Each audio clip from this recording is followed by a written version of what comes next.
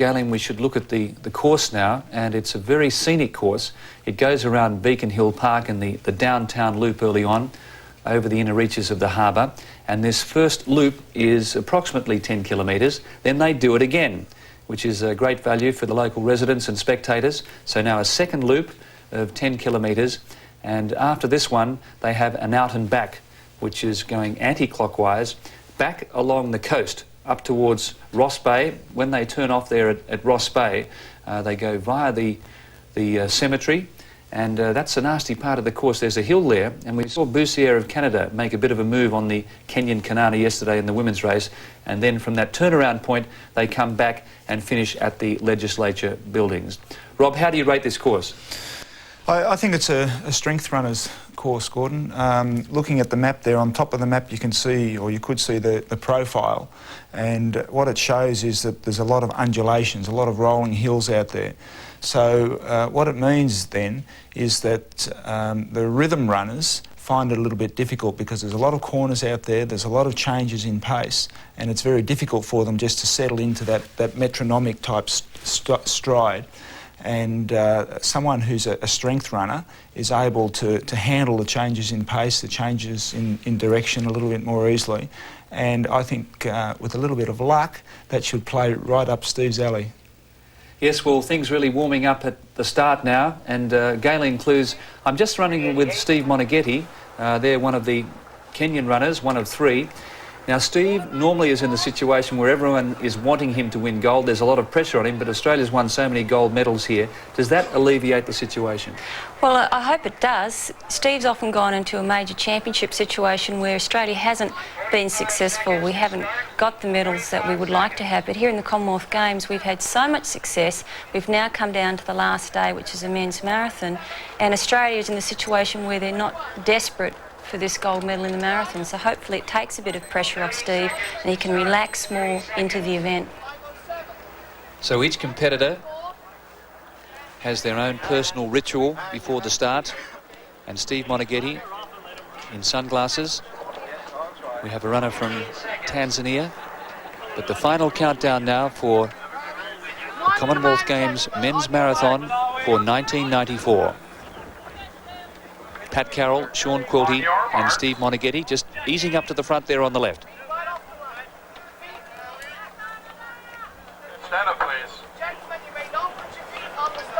They have to make sure that they don't have their toes an inch over the line, don't they? They're only running 42 kilometres. So the two Australians, Moneghetti and also Quilty there, starting on the left.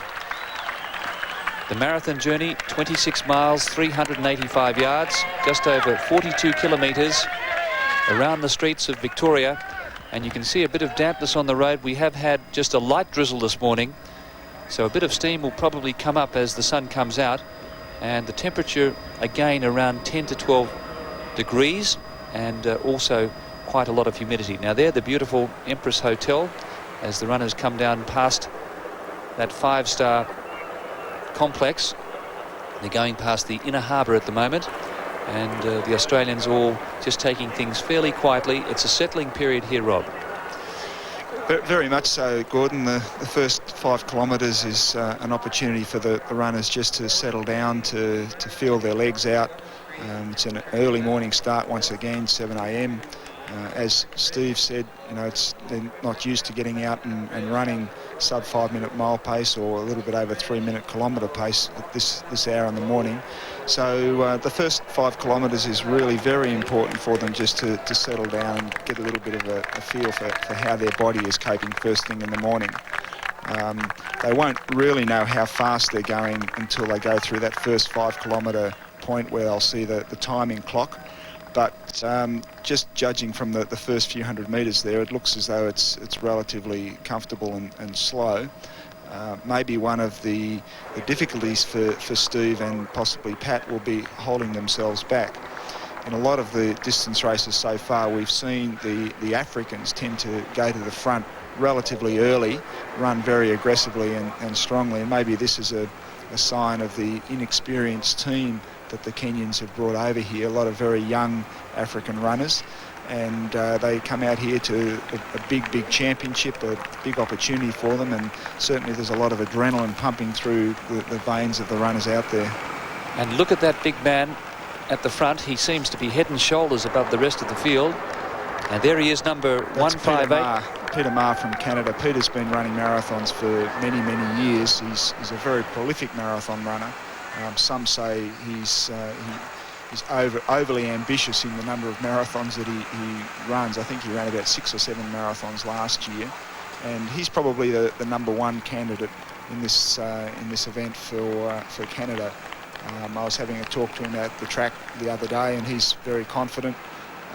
He's tended in a lot of his previous marathons to be very aggressive. He goes to the front and tends to push the pace, but he was telling me that he's learning, so it will remain to be seen whether he's been able to change his spots or not.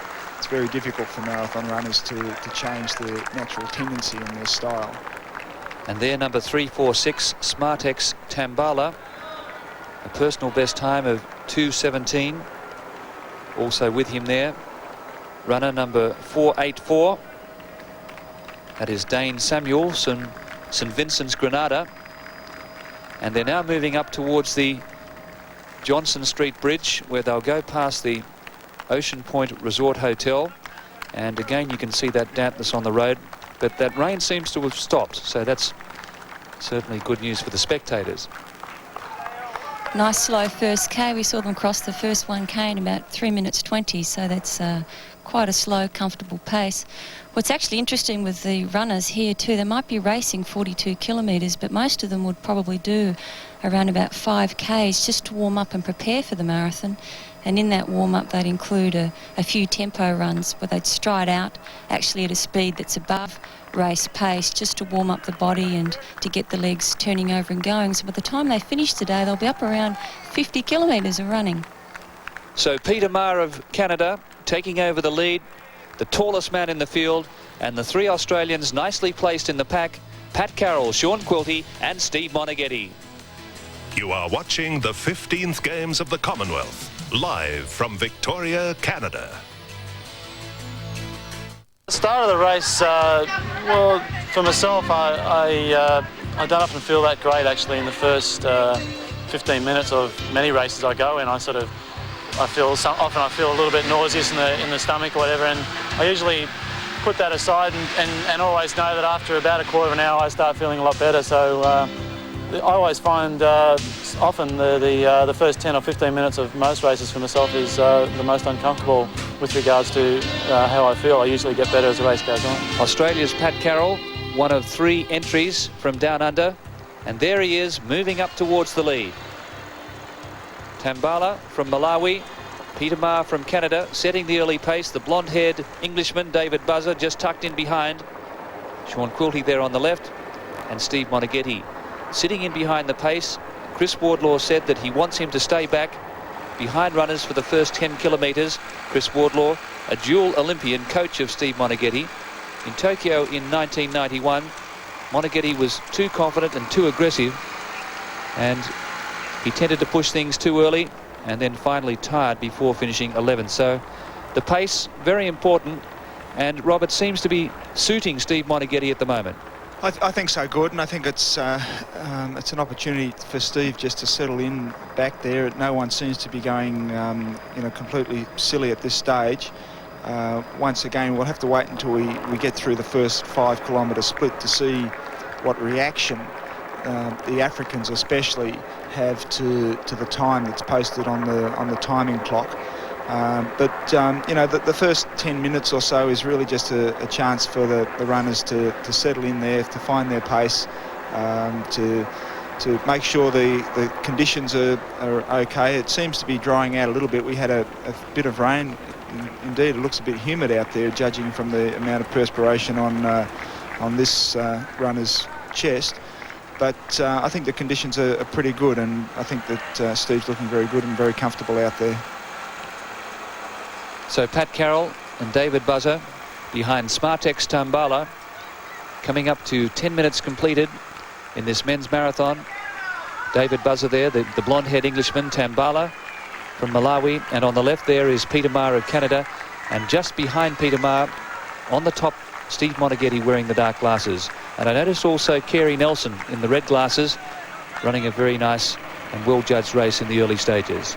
And there, number 2, Cordover Simon from Antigua. As we saw Paula Via from Tonga dropping off early, it's going to be a long, lonely race for this man.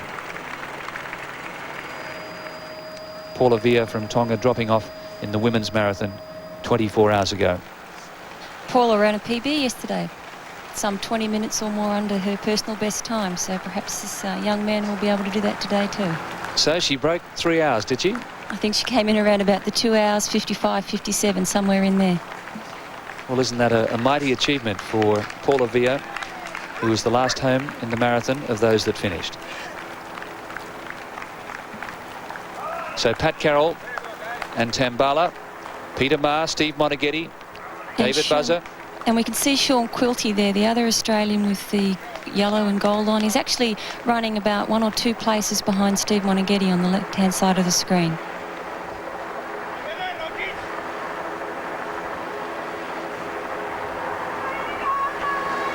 Steve really comes into this this race with the well and truly fastest time in the field. Steve's been running very well over the last couple of years and had a big win up in the Tokyo Marathon. He comes in with a PB of 2:8:16, which is very close to the Commonwealth, or under the Commonwealth Games record of 2:09:12, and that time was set by Ian Thompson way back in 1974 in the Christchurch Commonwealth Games. Judging from the performances run yesterday in the women's marathon, I think this is a relatively fast time. A lot of the girls ran personal best times. You know, around about the 2:30 was a good solid run, considering the change in pace and the fact that the Commonwealth Games, being a championship marathon, is always very tactical. So, you know, with a bit of luck, if Steve and Pat Carroll, who's also got one of the fastest times, Pat several years ago ran 2:10:44 and has recently been running around about 2:11, 2:12 marathons. If both Steve and Pat can run up to that sort of form, then we can be hopeful that they'll really be major factors as the race comes to the closing stages. And there's a blue tide of runners at the back. Ralekhetla from Lesotho back there. But Pat Clohessy, your former great coach, Rob, he got 1, 2, 3 in the women's marathon. He's tipped Steve Moneghetti to beat Carey Nelson from Canada and Pat Carroll from Australia. And I noticed all 3 are wearing sunglasses. Maybe that's an omen. Yes, I'm not sure about these sunglasses. Maybe I'm showing my age, but maybe they do help a little bit as the sun will start to crest the buildings. That was Nelson right at the back of the pack, the Canadian, wearing those red sunglasses. I asked Pat this morning why he chose Nelson over somewhere like Marr, and he said that Nelson, being a local, he thought once again would get a lot of Canadian support. And he also liked the fact that he's got a really strong history in cross-country running. And he is, by the way, the current Canadian 10,000 metre track champion. So we're now running through the inner city streets, going past Chinatown. So over 14 minutes completed in the race.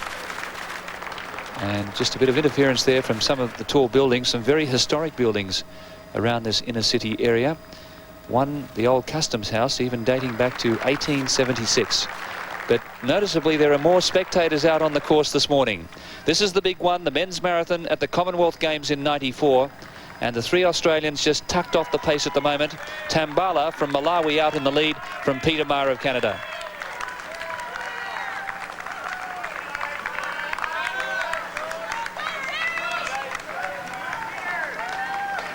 Sean Quilty on the top side of the pack. His wife comes from Vancouver in British Columbia. So there'll be a lot of local interest in Sean Quilty's performance. And Steve Moneghetti enjoying this pace. Pat Carroll also tucked in behind the leaders, Marr and Tambala. 15 minutes gone in this men's marathon at the Commonwealth Games. And it's Canada and Malawi, with the 3 Australians very handy.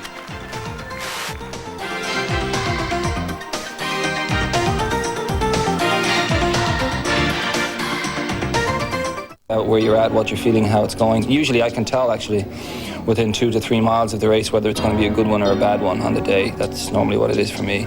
Within 2 to 3 miles I know if it's going to happen. Peter Marr, the very well-performed Canadian there, number 158. But certainly Pat Carroll picking up the pace here. Pat's gone through the 5 kilometre mark, Gayleen. We went through the 5 kilometre mark in 16:30, which is very, very slow. 2:18 marathon pace. Too slow, obviously, for the comfort of Pat Carroll. So he's striding it out and picking it up a little bit more here. I think this is probably a good move for Pat, provided he doesn't get too aggressive. 2:18 is a very slow pace for these guys. They've got PBs of 2:10, 2:8 and thereabouts. They almost feel more comfortable running at a little bit quicker pace rather than just plodding along at such a slow first 5 kilometres. So provided they just relax, and what we might find is that if Pat goes to the front or someone goes to the front, picks it up a little bit, it changes the momentum of the whole lead pack, and then Pat can, once he's got the pack going, he can move back towards the rear of the pack and settle back in there again. So driving rain here now. Pat Carroll has put his sunglasses up on his forehead. They were fogging up. He needed some windscreen wipers. But Steve Moneghetti still wearing his, and so too Carey Nelson from Canada. But Pat Carroll setting the pace now for Australia. That's Peter Marr, number 158. Tambala, 346, also close handy.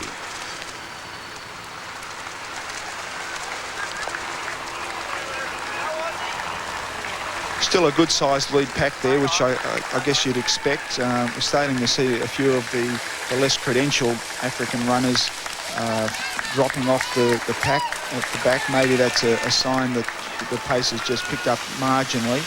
But at 2:18 marathon pace, you'd expect everybody to really be able to handle it at this stage. We could safely say the winner's going to come from this group, I think, Rod. I think we can safely say that, Gordon. I think if you've dropped off at this pace, you probably really shouldn't be there, and you certainly won't be in contention to win it. So Sean Quilty there on the left, Moneghetti towards the middle, and on the far right, Pat Carroll just having a look round over his shoulder to see where Monas was. Dale Rixon from Wales, 5:20. David Buzzer from England, number 231. And there's Sean Quilty. In preparation for doing the marathon, these athletes will be running about 200 kilometres a week, and when you add that up over a 12-month time frame, that's a lot of mileage. In fact, it's enough to run from Sydney to Brisbane 10 times. So they're certainly well-conditioned athletes, a lot of mileage in the legs. Rob, just bearing in mind the pace of the race, and Steve Moneghetti, one of the best half-marathon runners in the world, how's this going to suit him? Well, I think it'll suit Steve. I mean, being certainly on paper far superior to anybody else in the field, what Steve is going to really rely on is a change in pace, and he's very much a strength runner, more so than I think a rhythm runner. Pat Carroll comes from a track running background, or he's run some very good 5Ks and 10Ks. I think he represented Australia at the 5,000 metres or the 10,000 metres at the last Commonwealth Games. And what Steve will be looking for is to just sit in there for at least the first 3/4 of the run, and then to make a big, bold and aggressive move. And with the strength that he's got in his legs from all of those many weeks of high mileage in kilometres, he's had a good period of training coming into the marathon. He had a very good time trial over 3,000 metres just a week and a half ago here in Victoria.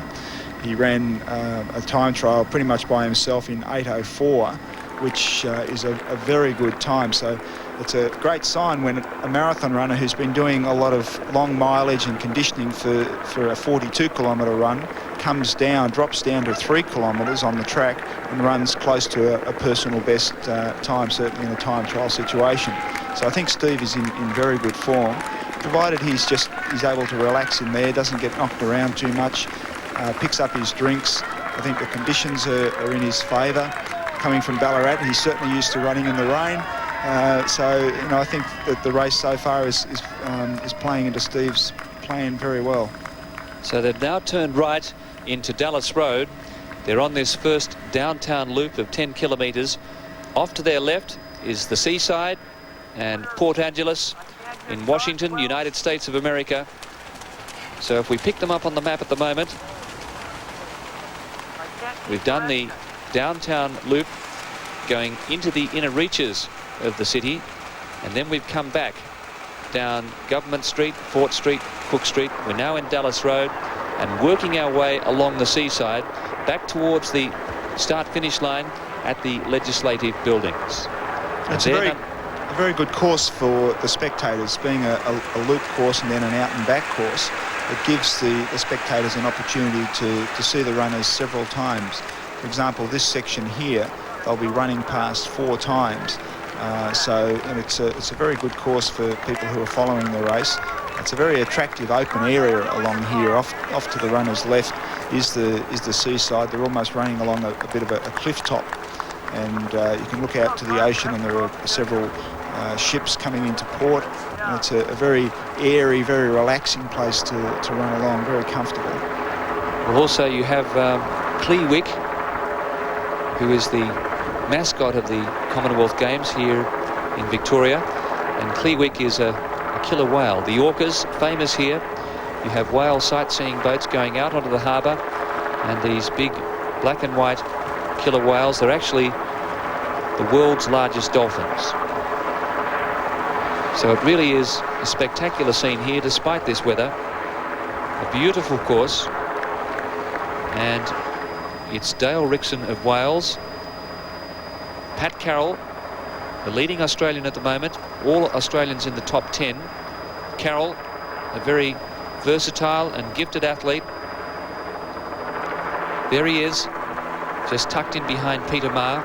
He finished 8th in the 5,000 metres at the Auckland Commonwealth Games. A very good range, a sub 4-minute miler as well, a sub 13:30 5,000 metres, and a 2:10 marathon runner. And their number 311, it's the Kenyan runner, Nyambaso, just losing a bit of contact with the main pack. And there was an expectation, Galen, that maybe the Kenyans, the trio, would probably play a few games and try and make things difficult for the fancied runners, but it seems they are reasonably inexperienced.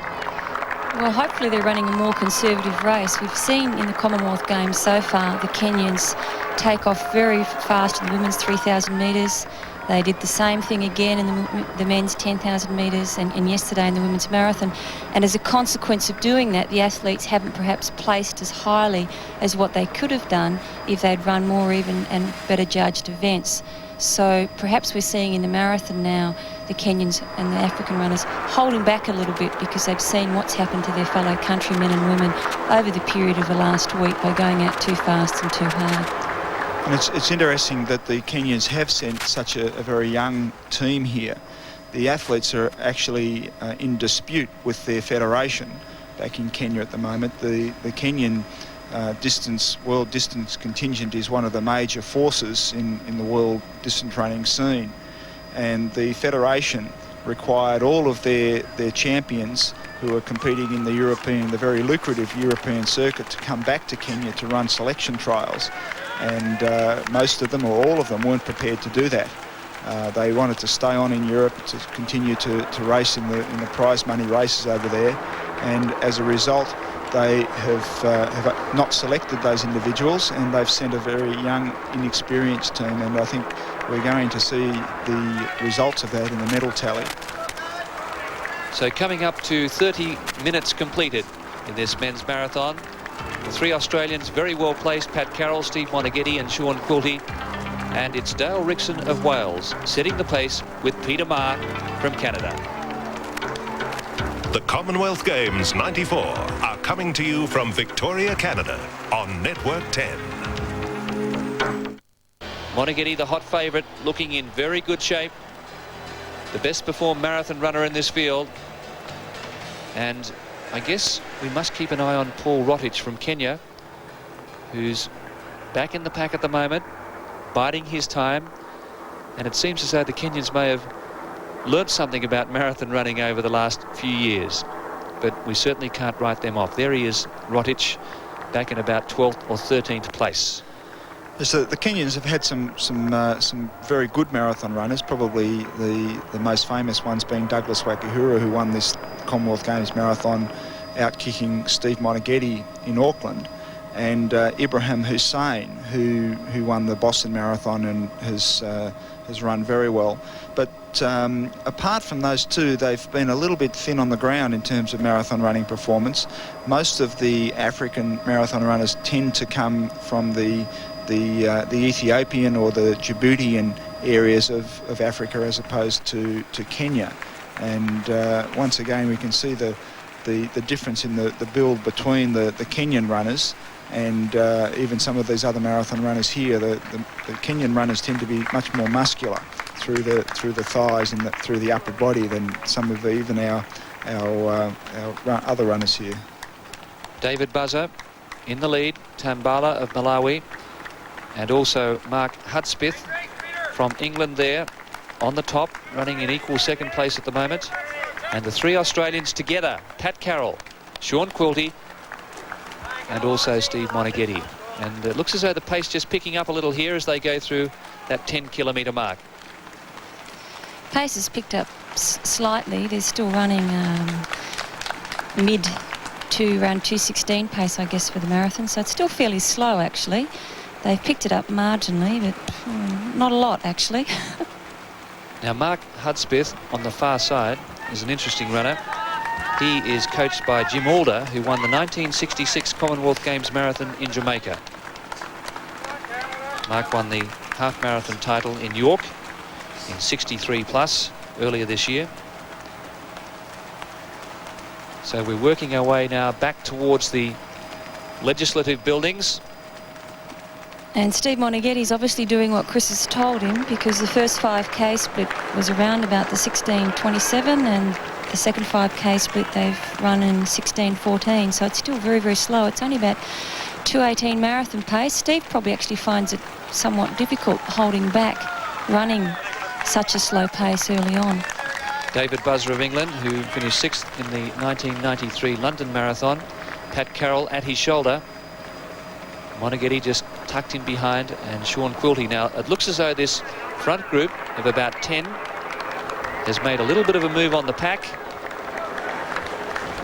I think that's a good sign, Gordon. I would expect that to probably happen because there really is two categories of runners in this lead pack. You've got the more experienced, more credentialed runners who've run sort of times of 2:15, 2:14 and faster. And then you've really got the slower runners that are working pretty hard to hang on to this relatively slow pace. And we can maybe see a very small break starting there, or certainly the grouping of the runners up there. And it's good to see the three Australians running up there together. These fellas have been training together over the last couple of weeks here in Victoria, Canada, and spending a lot of time training and socialising together, so they feel very comfortable running close by each other. Sorry, Kaylin, I was going to say it's there in that area we saw some of the beautiful flowers and gardens, which are a trademark here of Victoria. Something that Steve Moneghetti has done this time coming to these games is stayed in the village. I know that in his preparation for Barcelona, and I think possibly his World Championships in Tokyo, he stayed outside the village, which is not an unreasonable thing for a marathon runner to do. We can see Steve actually coming up on the inside there now. Steve Moneghetti coming up to the drink station. He spurted there to make sure that he didn't get caught in any of the traffic, and Moneghetti takes over the lead in this marathon. There's Sean Quilty, 26, and the pace certainly quickening up now. And which is a sign that Steve is really feeling very comfortable and very controlled. He's more concerned about making sure he gets his drinks properly and doesn't get caught up in the legs or the arms of any of the other competitors. and he feels very comfortable to be able to put in a surge like that over about 20 or 30 metres, go to the front. I think what we'll find is that he'll get his drink and he'll settle down within the next 100 metres or so and get back into about that third or fourth position where he's been running very comfortably. As you suggested, Rob, this top 10 group trying to break away from the pack. And there, number 484, Dane Samuel from St Vincent, holding on very gamely. But now they're running in past the inner harbour. Victoria in 1842, during the reign of Queen Victoria, was the location chosen by the Hudson Bay Company. And the Empress Hotel, which was built back in 1937. And look at that facade, covered in English and Boston ivy. The Boston changes to a brilliant red in the autumn. The runners could quite comfortably drop their 5k pace down half a minute and still be running fairly smoothly and fairly easily. But in doing so, they could definitely break up the pack, and we could see a smaller group coming through the 15k than what we've currently got here. Moneghetti, he means business. Sean Quilty moving into second place, and that is Hudspith from England. Number 245 running at Moneghetti's shoulder. Things starting to hot up a little bit now. We've gone through the 10 kilometre, the first downtown loop. We're into the second downtown loop, and they'll come back to the Legislative Building and then out again, back towards the Coast Guard station, and then out and back legs of 11 kilometres each. And we have this lead group now of 8 or 9 runners: Moneghetti, Hudspith, Tambala, 46 is Quilty. And just at the back of that group is Carey Nelson from Canada, also still in the picture, and Rotich from Kenya. It's almost as if Steve's got to the 10,000 metre mark and thought, OK, Chris, well, I've held back long enough. Pace is slow enough. I'd like to pick the tempo up a bit now. I hope he just settles in there, even though he's out in front. I don't think that necessarily means that he's pushing the pace or he's trying to make a move. I think he just feels comfortable out there. I would like to see him hold back for about at least another 10 or 15k before he makes his move. I think his pre-race plan is to make a much more decisive move at about the 35, 33 kilometre mark. There's a very small hill at that point in the course, and if he can hang on till there and then really put in a big kick down in pace, I think that would be a very good way for Steve to assert his dominance in this field. There's the order: Steve Moneghetti, Mark Hudspith from England, Pat Carroll, Australia, 3 abreast, and Winter from Wales, back in 4th place, red and white singlet at the moment. So again, a little bit of a climb here as they go up to the Johnson Street Bridge. They'll then descend over the bridge and move towards the industrial area, and a little hill climb coming up here. So the situation: Steve Moneghetti is leading with Pat Carroll. The Australians in very good shape. We have a lead group of 8 runners, and Sean Quilty also there.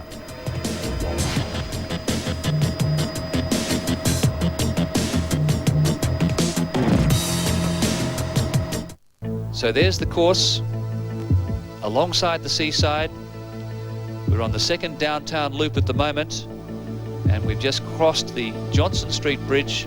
We're running through the industrial area, then we'll come back over the Bay Street Bridge, and it's Steve Moneghetti, Mark Hudspith from England, Pat Carroll, Australia, and there in 4th place, Paul Rotich from Kenya.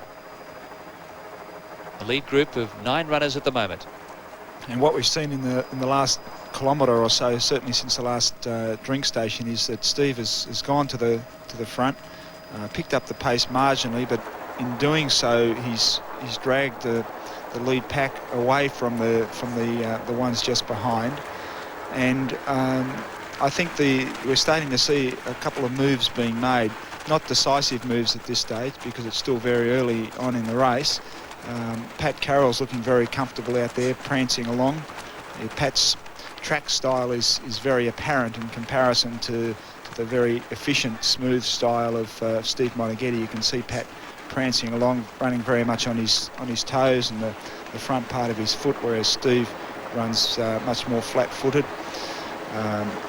Probably the ideal style for a marathon runner is a little bit more efficient style of Steve Moneghetti, but Pat, having run 2:10, certainly does a great job with the technique and style that he's got there. I've just spotted another Kenyan at the back of this pack of 11, and it is Nyambaso. So 2 Kenyans, one out there on the left, one on the right at the moment, and Steve Moneghetti with Pat Carroll. Lead group of 11 runners. Now Sean Quilty has lost contact with this main pack of 11, the leading pack. That's probably not a bad thing for Sean. Sean comes in as the third runner in this Australian team, and the best way for Sean to run, I think, is to settle down, to run his own race, and to look at trying to finish on strongly in the closing stages. A lot of the runners in this lead pack are going to still be running on emotion rather than sense, and they may well find that the closing stages are very difficult because they've overrun themselves early. And if Sean is able to finish on strongly, he should be able to pick up a few of these more ambitious runners.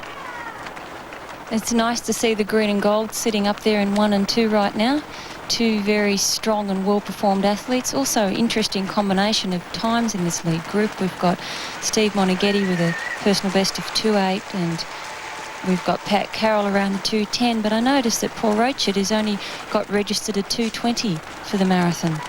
Not only that, but it's 2:20.00.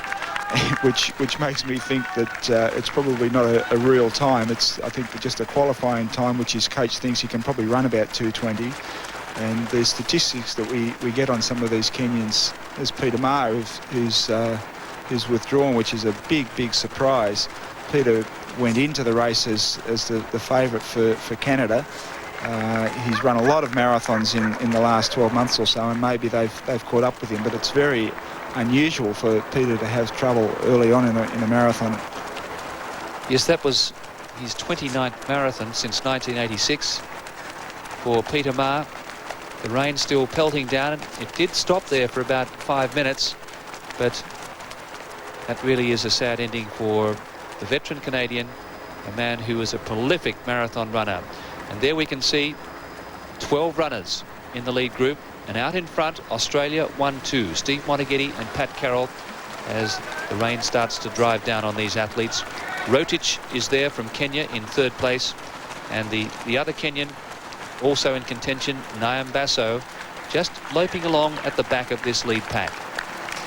Once again, Pat Clohessie's predictions come true. When I asked him why Carey Nelson, who was his favourite amongst the Canadians, he simply said that Peter Maher has run too many marathons too recently. You can see the rain falling very heavily again out there. The conditions are really going to take their toll on the runners. Often running in these sorts of wet conditions, it tends to tighten up your legs a little bit of extra slip when you put your foot down on the ground, and possibly a little bit of very micro slipping as you spring off your foot.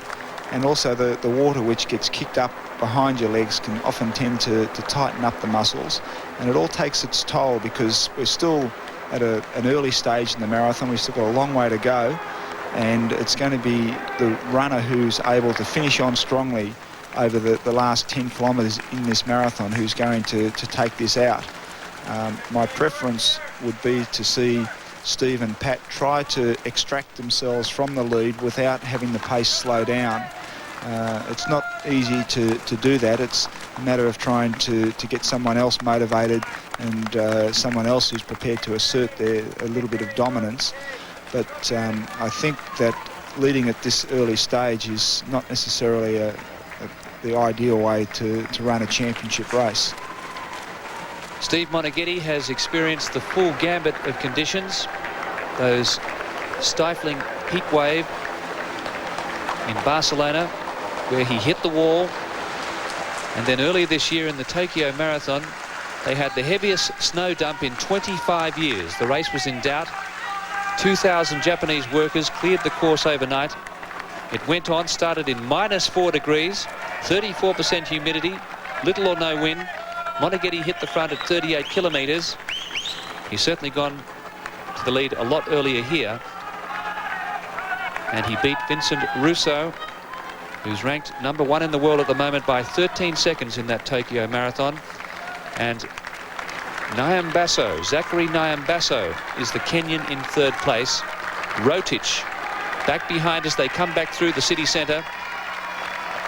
Very pleasant shopping arcades, souvenir stalls here doing a roaring trade, and these lead 4 trying to make a bit of a break here on the pack as the tempo again quickens, with Moneghetti and Carroll leading. Going through the 15k mark there, the runners went through in 48 minutes and 25 seconds, which means that they've picked up the pace. They went through the 5k, the last 5k, in 15 minutes and 44 seconds, which is now running at around about the 2:12, the 2:13 pace. Of course, they're a bit behind time because the first 10 kilometres was so slow, but they've dropped it about another 30 seconds. Now, you saw Moneghetti just have a quick glance over his right shoulder, and he saw Mark Hudspith from England. He wouldn't be aware of the Kenyan at the moment. And I wonder if this is going to be shades of the Gold Coast half marathon last year, where he thought Benson Masher was behind him all the way. It finished in a dead heat between Moneghetti and Gebra. At the end of the race, Moneghetti said that didn't Benson run a very good race, until he found out that it wasn't Benson Masher, it was Gebra. So Moneghetti very rarely looks to the side. Wardlaw in that Gold Coast half marathon said him just to concentrate on the lead, and they're the 2 Kenyans now, Nyambaso and also Paul Rotich, in behind Steve Moneghetti. And Moneghetti not aware of their presence at the moment.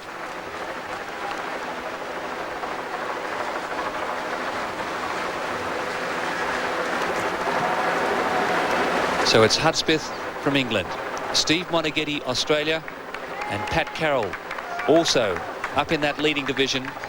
He's been up in the top 3 for the last 30 minutes or so. Pat Carroll and Steve Moneghetti, 2 of the favoured runners in this Commonwealth Games men's marathon, being run in very wet conditions here in Victoria.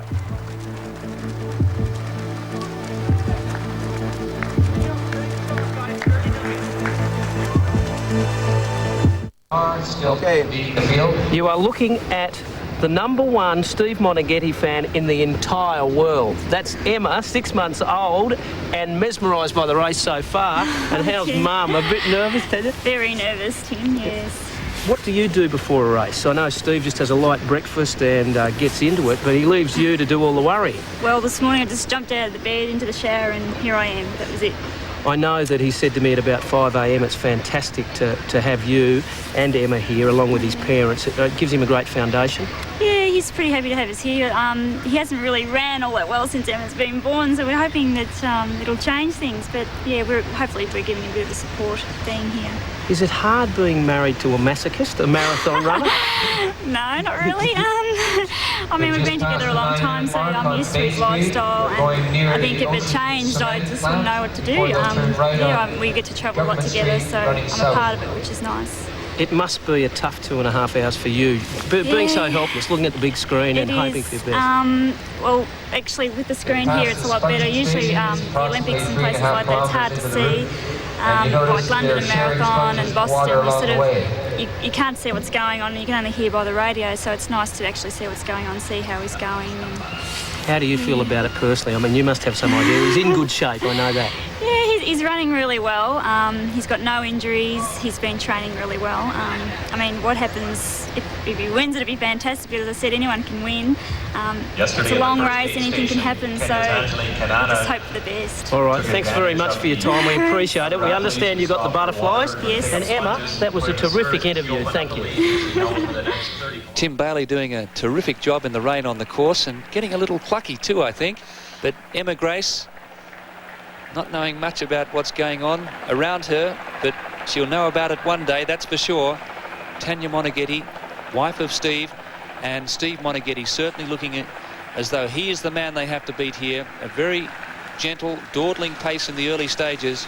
Moneghetti is the best runner in this field, and the bookmakers would be trembling at the moment, Rob. And it's good to see Sean Quilty back up into that lead pack. I wonder if the pace has just slowed down a fraction, because that lead group seems to have regrouped a bit. But it's good to see Sean. He's obviously, you know, he was running a sensible race, and he's just judging his own pace, I think, and he's looking in good shape there. Now, what about in 1982 in that classic Commonwealth Games marathon, your battle with Kanga and Shahanga? You didn't panic there, you remained composed, and you wrote your split times on the back of your hand. Is that right? Yeah, that's right. I really, you know, just as I said about Sean running his own race, in all of my marathons I very much went out, especially for the first 3/4 of the marathon, up until about 30 or 35 kilometres. You just really need to get to 30k feeling as good as you possibly can. 30k, 18 miles, it's still a long way to run, but for the marathon it doesn't really start until halfway.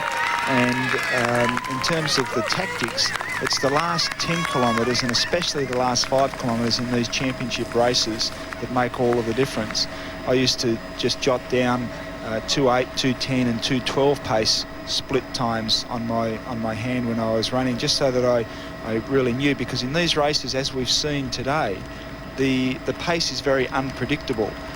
No one would have thought that they would have gone through that first 5k in 16.5 minutes. It's very, very slow for a race of this calibre. But it's important to know exactly, you know, how fast you are running, because then you can just correspond it or correlate it with how you're feeling at that point. It's all very much about finding the zone that the athletes need to compete in. And when we talk about the zone, we're talking about a physical, a mental and a strategic zone. We see Steve Moneghetti and Pat Carroll, the two Australians in the front of the pack here. They will know that there's a threshold heart rate that they know that they can run at and maintain for the 42-kilometre distance to optimise their performance today. If they run a little bit faster than that, they can go into debt and fall short. If they run slower than that, well, they might still come through and get the places they want, but perhaps the time will be a little bit slower. So that's the physical zone. The strategic zone would be for Steve to know what his strengths are, what type of course he's competing over, and taking into consideration factors like the weather. And on that basis, he'll work out a plan or a strategy that he thinks will help him achieve the first place result that he wants here today. And the third zone that we talk about when we talk about being in your optimal racing zone is the mental or psychological zone. And that's really got to do with where the athlete puts their focus at any time in the marathon. The athletes are constantly monitoring how they're feeling, making minor adjustments to their pace, so they're staying around about that threshold heart rate. But they're also listening to the breathing of the other athletes around them. Occasionally in marathons we can see athletes pick up the paces and put in surges, and they might be just testing the other competitors that they're running with to try and find out how well they're coping with or absorbing the pace at that particular point in time. So finding that optimal racing zone is really a requirement for all the athletes that are competing here today to get their best performances out. So Sean Quilty, as Rob said earlier, when he dropped off a bit, when the pace was picked up, he was obviously processing at that point, saying, this is a bit quick, I could put myself a little bit into debt here, I'll just maintain my rhythm. And he's done that, but we can see that he's now gradually pulled in and he's up with the lead pack again. And so too has Nicolas Kioko from Kenya. So 3 Kenyans there, fascinating stuff, Galen. And Sean Quilty joining his teammates, Pat Carroll and also Steve Moneghetti. So it looks as though we're up to 14 or 15 runners in the main pack. Those 3 who dropped out the back have regained. And it's Steve Moneghetti who got a spurt on after that 10-kilometre drink station and broke up the pack. He was feeling confident, aiming to shrink that pack, because he knows that he is the best runner there on performance, and now he's settling back into a relaxed rhythm. Yeah, I think Steve's running a very good race here. He's right up the front, which is is good for, as Galen was saying, that psychological zone, because what he's doing is he's asserting a little bit of his dominance over everybody else there. Coming into the race, everyone knew, and everyone in the field knew, that Steve is the one to watch, and he wants to make sure that he maintains that degree of respect that he's worked so hard for over the years. And you know, when he makes a move, people will be saying, oh well, that was to be expected, let's start running for the silver and the bronze now. So he really needs to make sure that they all know that he's there, that he's looking good, that he's running very comfortably, to every now and then go to the front when he comes up to one of the aid stations to put in a little bit of a surge to make sure he gets his drink. All of these things are just contributing to his positioning, his psychological positioning in the field. So a lead group of 14 to 15 runners as we go over the hour in this men's marathon at the Commonwealth Games, Victoria, British Columbia in 1994. Steve Moneghetti, Pat Carroll closest, and Sean Quilty, who lost contact with the main pack, up near the lead at the moment, and so too the three Kenyans. We have Nyambaso, Rotich and Kioko. The three Kenyans just sitting off the pace at the moment. We're on the second downtown loop, a second loop of 10 kilometres, and once they complete this loop they'll have 22 kilometres to go. Hudspith of England and Winter of Wales, number 520, and the three Kenyans certainly very prominently placed. And out the back, wearing the red sunglasses towards the rear of the pack, is Carey Nelson from Canada. Nelson's been sitting in there very quietly, actually. We haven't seen him at the front of the pack at all. He's been very content to bide his time, just to stay at the back of the pack. We're coming up to the 20-kilometre split soon, and shortly after that we'll have the half marathon. The pace still looks very, very comfortable, so I think what we're going to see today is a very strategic race where we'll probably see a real kick down in speed over the latter stages of the event. Yeah, I'd agree totally with that, Galen, because the course lends itself to that sort of race as well. What we have here is we have the 2 laps through the city and then an out and back section, and the out and back section, I think the distances correspond with the different phases through the marathon.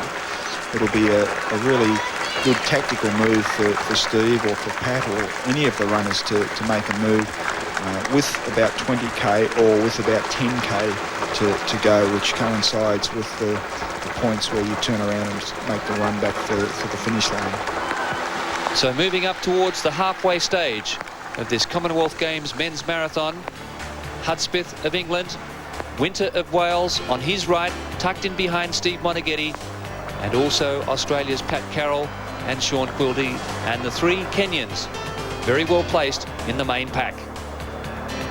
Live from Victoria, British Columbia, Canada, the 15th Commonwealth Games.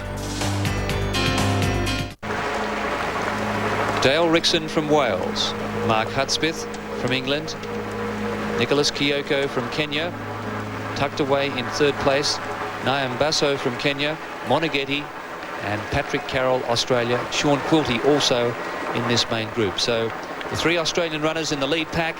We've just gone through the halfway point of the race. The runners went through halfway in 1 hour, 7 minutes and 36 seconds, which means they're on a 2:15 marathon. Although we have to look at the last 2 5-kilometre splits, which have both been run in 15 minutes and 44 seconds, which means they're actually running at around about the 2:12, 2:13 pace now. The slower total times is a result of the fact that they really went out very slowly in the first 10 kilometres of the event. I think the way that they're going, and I expect that the race will probably even get a little bit quicker than the 15:44s that they're currently clipping over for the 5k legs. So we can expect to see a time around about 2:13, I think, a finishing time around about 2:13. Yes, I mean, it's going to be very interesting just to see how Steve handles this. When he does make a move, I wouldn't be surprised if he can kick it down to very close to the 15-minute split for 5k. Which would be a very decisive move. There's no doubt that it would break up the whole field, and as a result of that, it would dramatically improve the overall time that they're running. But of course, athletes in championship events really aren't concerned about finishing times. It's all about places. Whenever we look at an Olympic Games or a Commonwealth Games, we never ever see fast times posted. And that's probably why the course record here for the Commonwealth Games still hasn't been broken. I believe it was run in 2 hours and 9 minutes by Ian Thompson back in 1974. So it's been around for 20 years. So it's Mark Hudspith from England. Nyambaso from Kenya. That's Kioko from Kenya now moving up into second. Rotich, Nyambaso just behind them there. And Dale Rixon from Wales. Now at this point of the race, 4 years ago in Auckland, Douglas Wakahuri made a decisive move on Steve Moneghetti. In the end, he got there by 7 seconds over Monas, who's striving to win his first Commonwealth Games gold medal in the marathon. And it'll be a tremendous achievement for Steve, having come back from a couple of disappointments. He went into the World Championships in Tokyo as an outstanding favourite, had the weight and the responsibility of the Australian team on his shoulders, and ran very aggressively and very strongly, but succumbed, I think, to the very oppressive conditions. And again had problems in Barcelona in the oppressive conditions there, and was very disappointed, almost shattered after his performance there. He said that, you know, he was contemplating giving marathons away, and certainly giving championship marathons away, which are run in the summer. But it'd be wonderful to see Steve get up, and it'd be a tremendous achievement for this very fine Australian marathon runner. Now this is the point of the race where Moneghetti went ahead on the first loop. He made a little surge after the drink station. The rain has eased, and that main pack now starting to break up a little. This may actually be one of Steve's last chances to run a major championship games event in cool conditions, with the Olympic marathon being held in Atlanta, very hot and humid, and the 1998 Commonwealth Games currently going to be held in Asia. That's right, in Kuala Lumpur, and we were talking to one of the sports officials from Kuala Lumpur yesterday, and he was saying that the humidity and the heat in Kuala Lumpur is actually going to be worse than it is going to be in Atlanta, and I find that hard to believe. I've raced in Atlanta in July, and the conditions are absolutely atrocious. And it's a real shame for events such as the marathon, any of these endurance events, because we're going to start to see, I think, a lot of the world-class marathon runners opt out of competing in these sorts of events. We saw it in Barcelona, where the event was dominated by a lot of fairly slight athletes from the Asian region who are used to training in the very humid and oppressive conditions.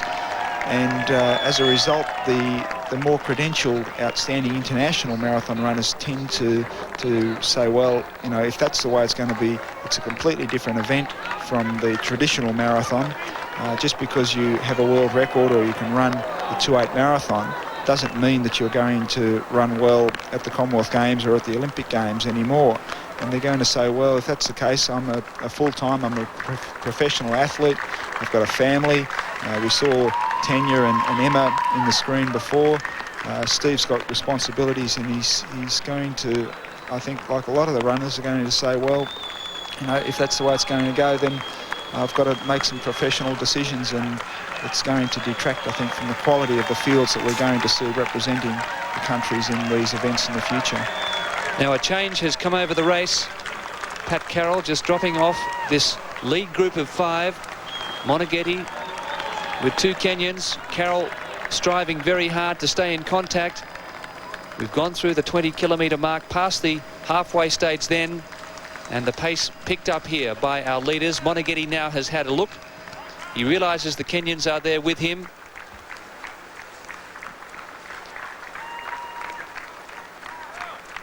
David Buzzer from England has dropped out of the picture. And there the runner from Zimbabwe.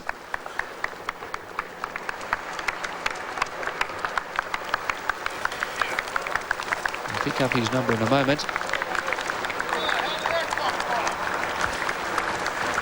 James Gombezda. I think that's Cephas Matafi, who's got a personal best of 2:13.48, although there was some question about the course. So he's a runner who's run a few marathons before, and you know, may well come out and surprise a few in this. Very disappointing to see Dave Buzzer pull out. Dave spent a lot of time training out in Australia. He was part of the heat and the altitude study which Dick Telford at the Institute conducted over the last Christmas period. He's trained down in Melbourne with Steve and with the Melbourne distance group, and he'll no doubt be very disappointed to have had to pull out. We've got 25-year-old Mark Hudspith from England currently picking up the pace and taking the front running. Steve Moneghetti tucked in nicely behind him, with the three Africans back in 3rd, 4th and 5th place. And I believe Pat Carroll is in 6th position, just leading that second group.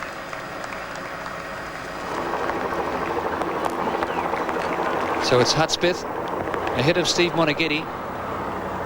Matafi of Zimbabwe in the lead group with the two Kenyans.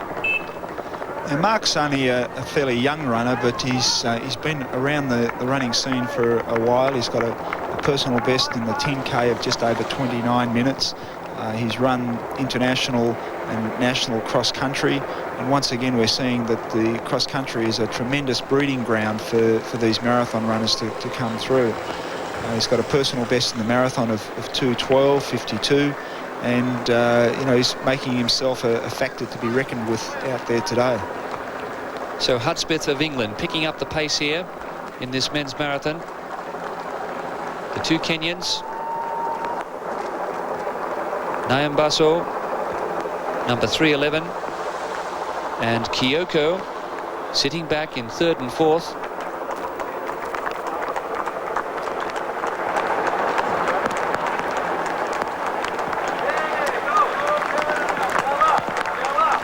Matafi of Zimbabwe, who finished 4th at Belgrade in 1994, as they go past the ferry terminal. That's the terminal that takes you across to Port Angeles in Washington State in the United States. And these four runners now making a gap on the remainder. Hudspith from England. Also the two Kenyans there, Nyambaso and also Ryoki, and Matafi from Zimbabwe there too. 5 in the lead as we come up towards 1 hour and 20 minutes.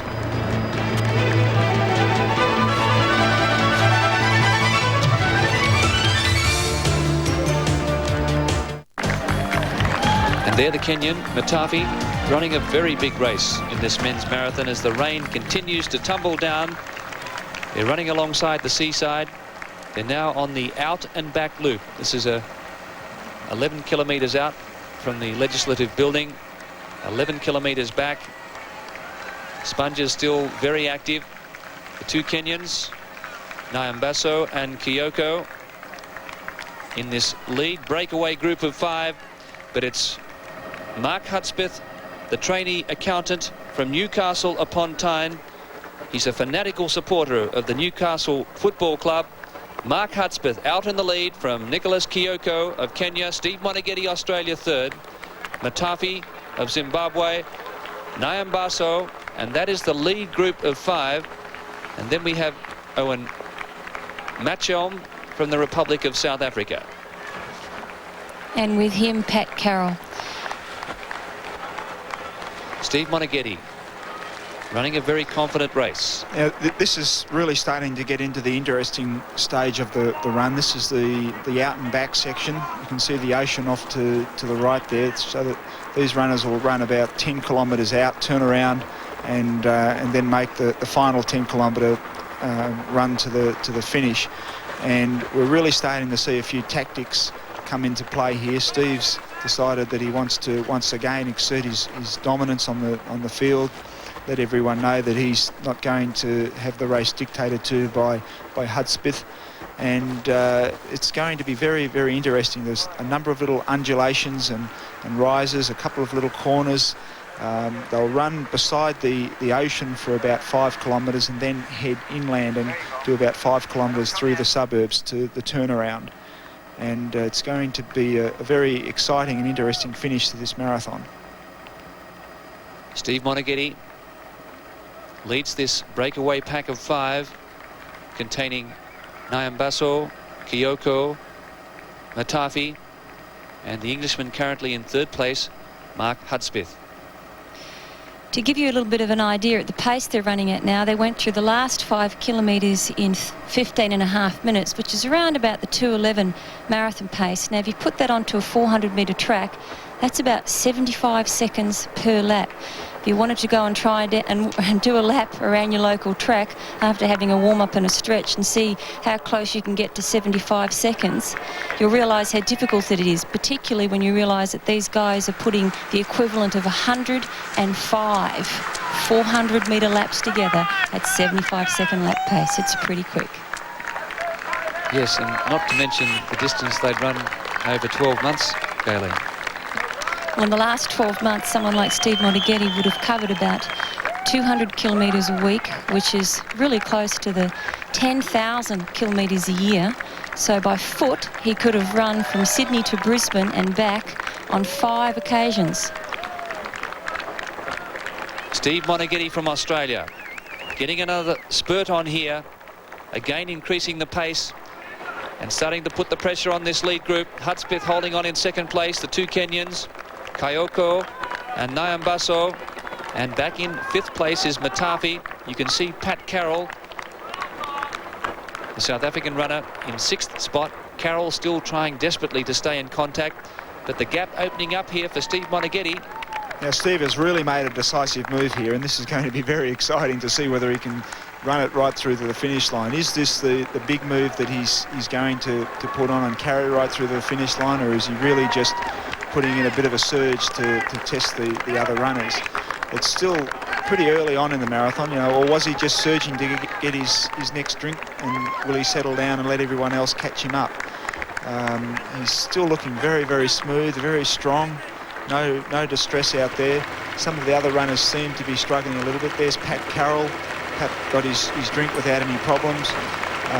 His job now is really to put his head down and to concentrate on his form, to keep relaxed across the shoulders. He has a bit of a tendency when he starts to struggle to really get up and down in his running rather than concentrating on moving along in the horizontal. And he's got to make sure he relaxes his shoulders. It's very tough out there once you've dropped off the lead pack, but that's really what the marathon is all about, being able to tough it out when things aren't going so well. So there Hudspith in 2nd place, and that looks like Nyambaso. We'll have to wait and see till we can have a look at the number of the Kenyan, but Steve Moneghetti now has really set the race alive with this move as we work our way along Dallas Road.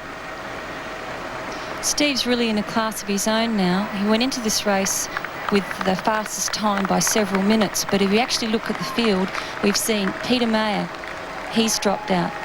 David Buzzer, he's dropped out. They were the 2 athletes that have posted times of 2:11. They're gone from the field. The other athlete that was close to him, Pat Carroll, has dropped back now and he's running in 7th position. So there are no athletes now within the vicinity of Steve Moneghetti that have times faster than a 2:12, 2:13, which means Steve's about 5 minutes faster on his personal best time than anyone else that is running near him right now.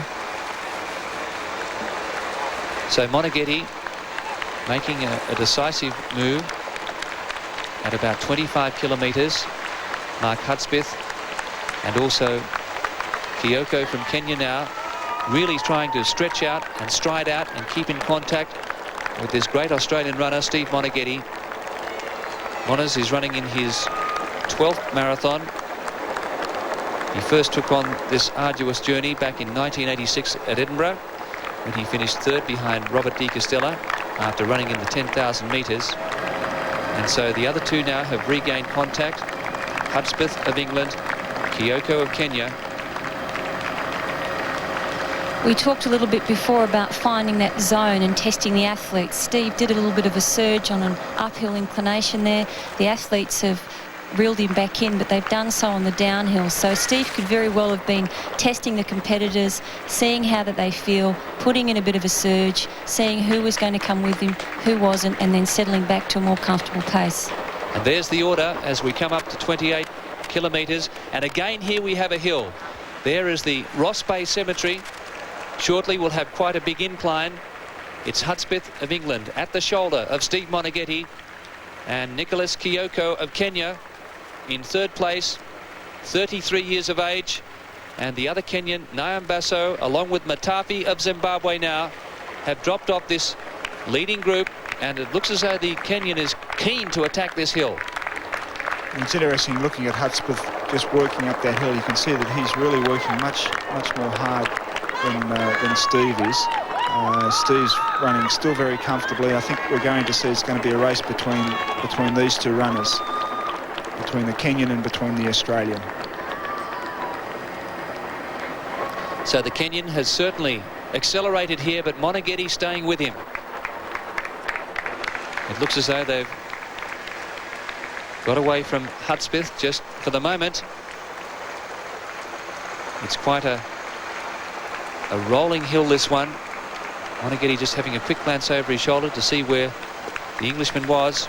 But Mona's now with the sit on Nicolas Kioko from Kenya. They're now moving inland.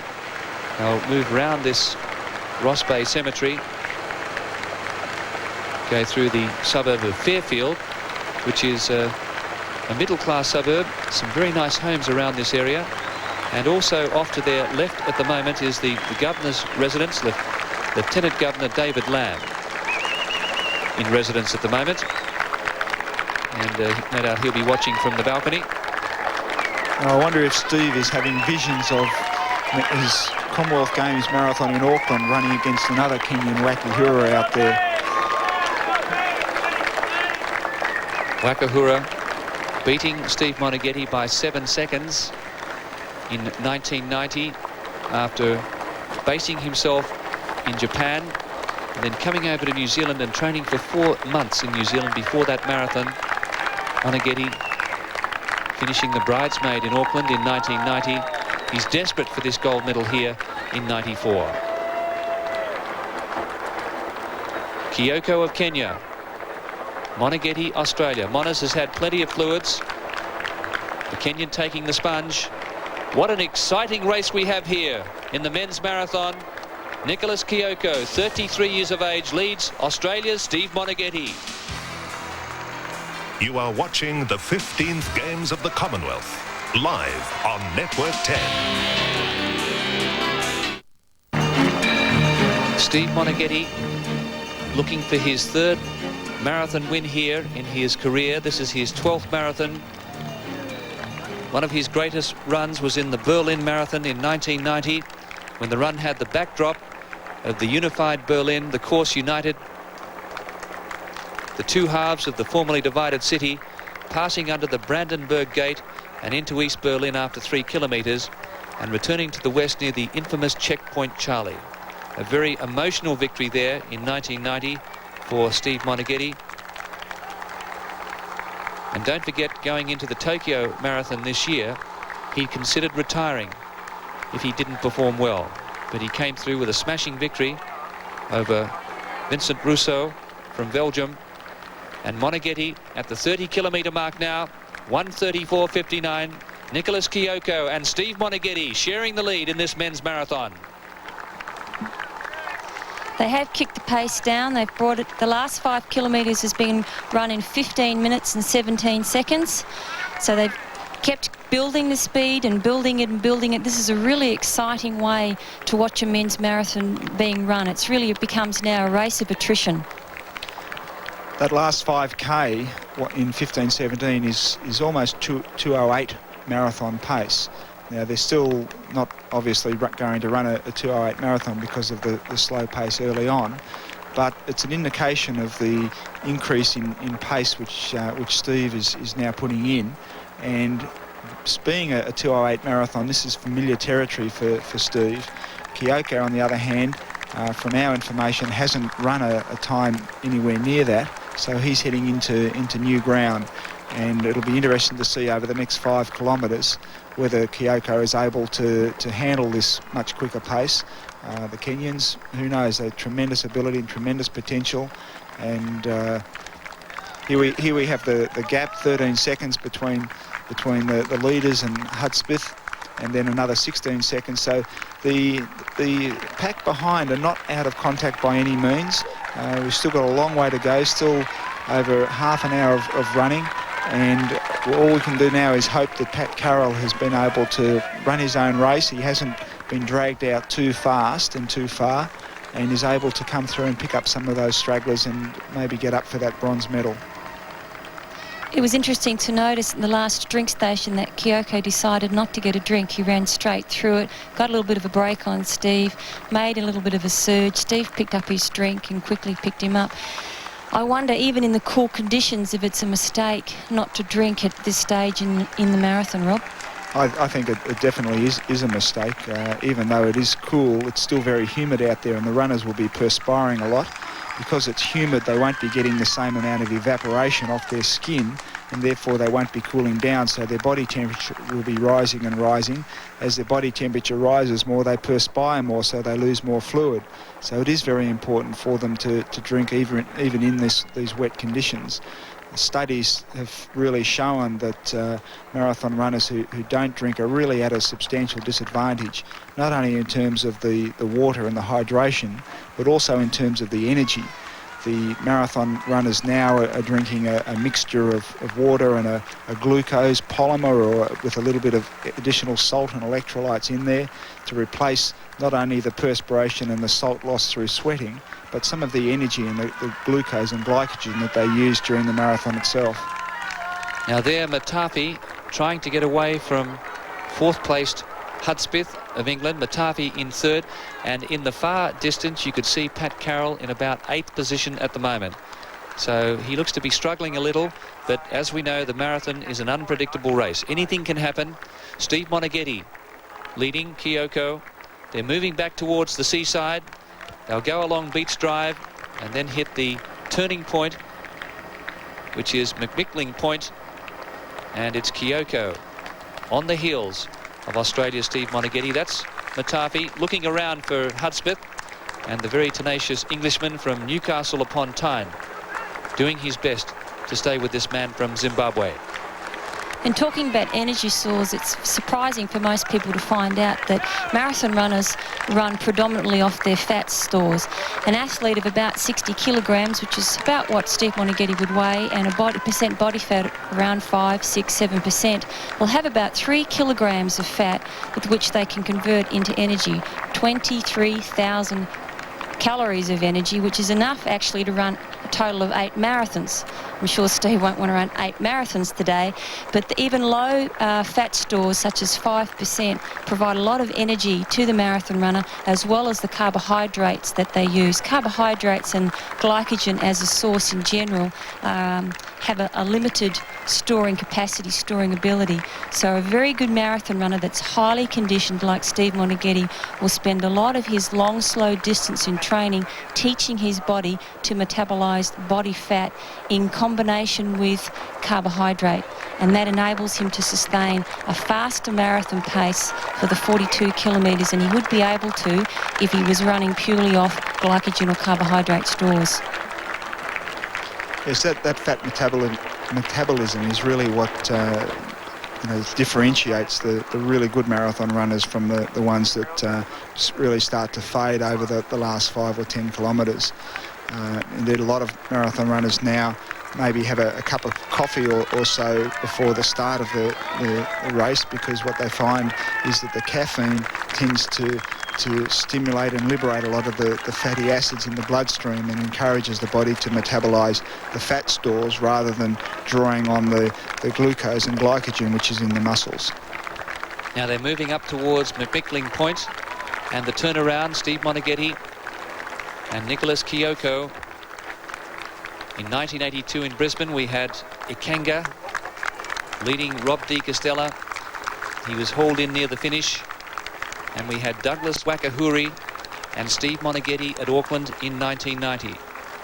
So they're coming up to this little hill just before the turnaround, and once they get to that turnaround, what a big mental relief, Rob, for these two leaders. It is a tremendous relief to know that really you're just heading in one direction now. You're heading straight back to the finish. They've done a couple of different loops and out and backs and run around streets and corners and everything. And psychologically, now to know that you're on the run home, and it's about a 10 or 11k run to the finish line, so it corresponds with about the 20-mile mark in the marathon.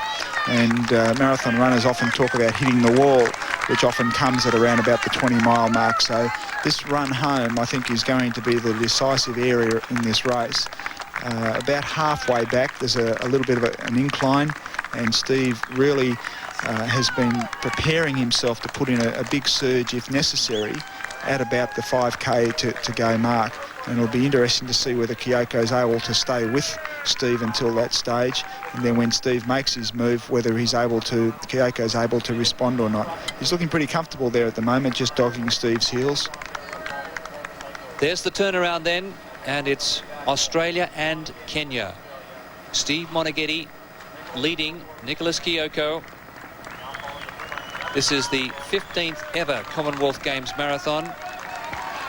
Robert De Castella with us in expert commentary, victorious in that classic race over the Tanzanian Akanga in 82 by 12 seconds. Rob backing up with another win in 86. Australia's only other winner, Dave Power, who took the gold at Cardiff in 1958, 5 days after winning the 10,000 metre race. The other nice thing about an out and back section on a course is it gives the runners an opportunity to see where everybody else is. I mean, Steve will know that he's well clear of third and fourth position, and because he will be taking an interest in how Pat Carroll and Sean Quilty are going, it'll give him an opportunity to see where they're positioned, and vice versa. They'll be very interested to see how Steve is going up there, and they'll probably give him a bit of a cheer as he runs past.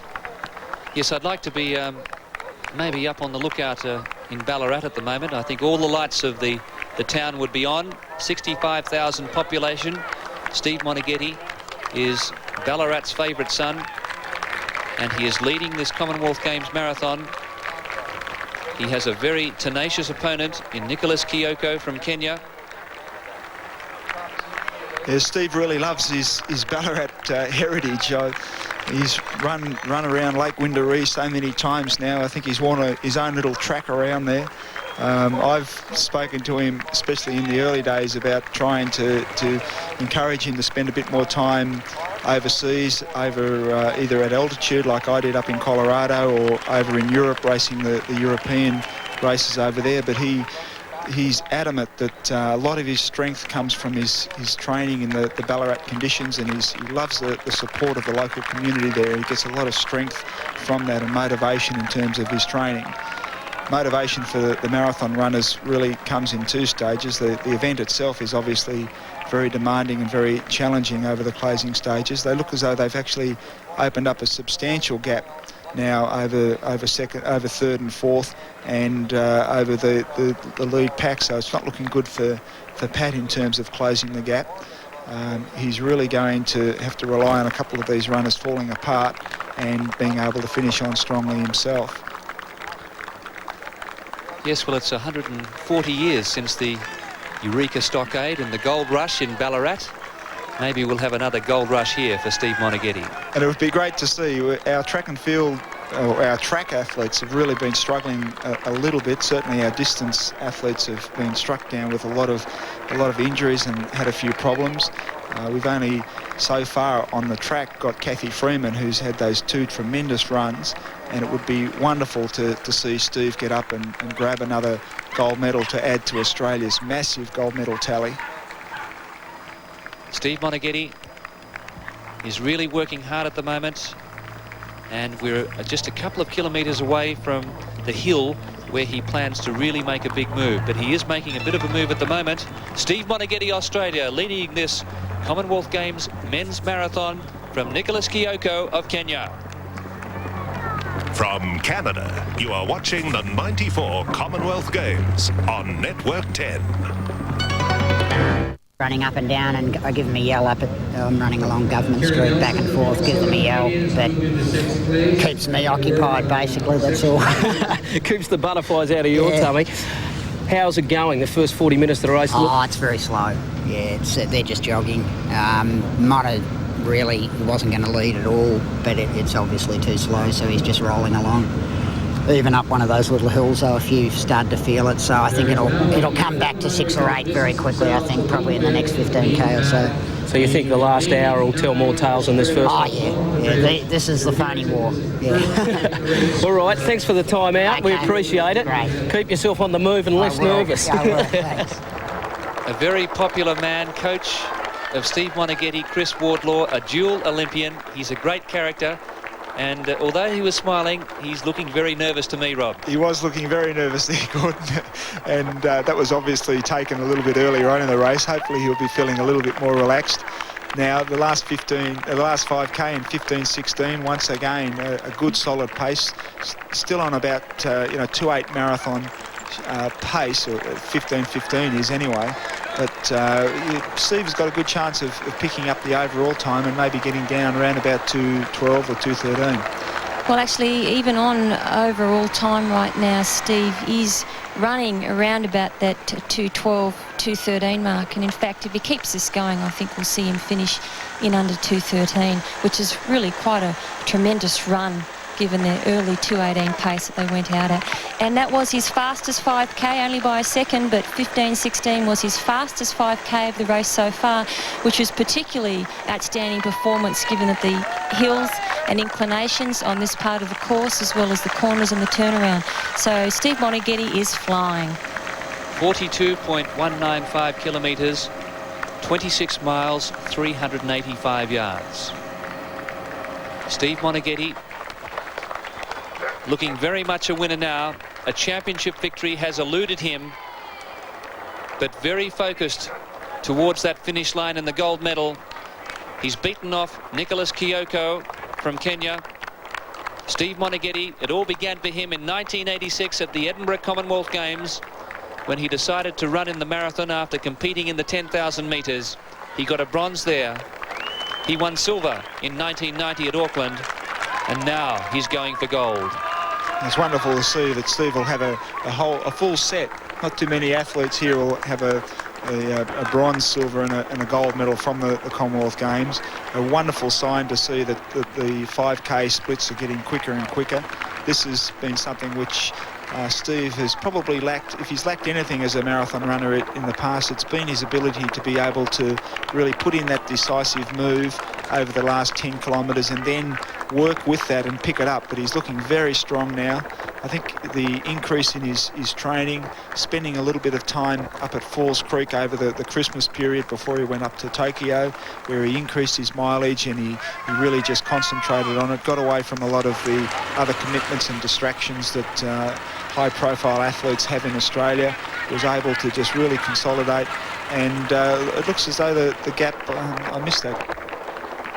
Well, it looks like the gaps they're closing. Steve's got a 10-second gap between himself and the second place athlete, but then it was another 30 seconds back to third place. Now, a little while ago when we looked at it, I think it was 55 seconds.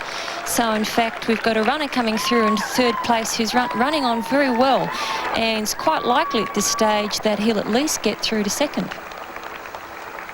There's Nicolas Kioko in second place. But Steve Moneghetti now with less than 20 minutes remaining in the race. He really is on the home stretch. Again, working his way through Fairfield. And as Chris Wardlaw would say, it's not over until it's over. Steve may be in front, but there's no way he'd be feeling comfortable as far as winning this event's gone today. In fact, he would be in his zone as much as you can get in it right now. He would be monitoring how his body's feeling physically, making sure he's staying at that optimal threshold heart rate so that he can absolutely maximise his time now from now through to the finish.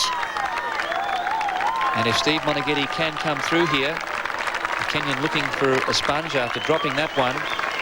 We do have a matching set of medals. Werner Rieterer, the ringwood postman in the discus, got bronze in 86, silver in 90, and coming through with a glorious gold in 1994 here at Victoria. But Steve Moneghetti, fellow Victorian, in the lead, stealing a march on Nicolas Kioko. Closing stages now of the men's marathon.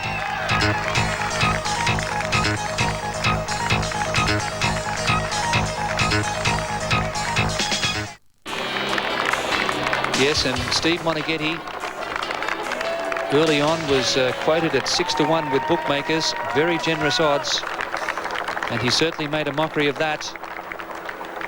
With less than 5 kilometres to go, he said that at this point of the race, if he was in the lead, it would be time for reflection, to savour the moment, particularly some of those agonising times. Barcelona in 1992, where he hit the wall. But the Commonwealth Games has always been a very special event for him. He's never won the gold medal, but he's worked his way from bronze to silver, and now that elusive gold is within his grasp. Nicolas Kioko of Kenya, a very gallant second place getter at the moment, and trailing, we feel, by about 20-25 seconds, and the Englishman Mark Hudspith from Newcastle upon Tyne in third place. And the race for second and third is going to be an interesting one. Kioko's still looking reasonably smooth. He hasn't completely tied up. Steve just grabbing his last drink there at the 40k drink aid station.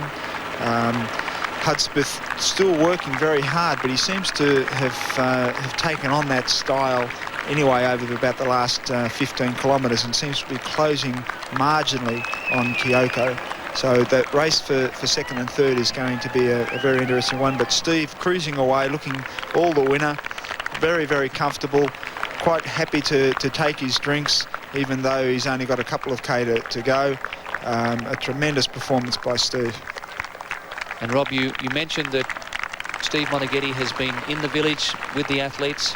He is the athletics men's team captain. All of the Australian team out on the course cheering him home. There is no more popular athlete in Australia than Steve Moneghetti, and this is a crowning glory for him, a reward that is so richly deserved. He's not there yet, but he is looking very strong. Yes, it's a tremendous achievement for Steve, staying in the village, being elected as team captain for the men.